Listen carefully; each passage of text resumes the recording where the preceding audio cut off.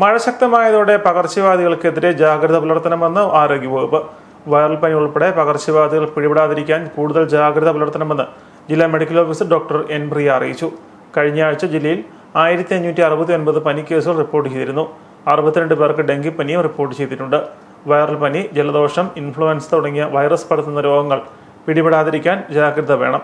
അടിക്കടി കൈകൾ കഴുകുക, തുമ്മുമ്പോഴും ചുമയ്ക്കുമ്പോഴും തൂവാൽ ഉപയോഗിച്ച് മുഖം മറയ്ക്കുക തുടങ്ങിയവ ശീലമാക്കണം. പൊതുസ്ഥലത്ത് തുപ്പുന്നത് പൂർണ്ണമായും ഒഴിവാക്കണം. പനിയോ ജലദോഷമോ ബാധിച്ചാൽ പൊതുസ്ഥലങ്ങളിൽ പോകുന്നതും ഒഴിവാക്കണം. പുറത്തു പോകുമ്പോൾ നിർബന്ധമായും മാസ്ക് ധരിക്കണം.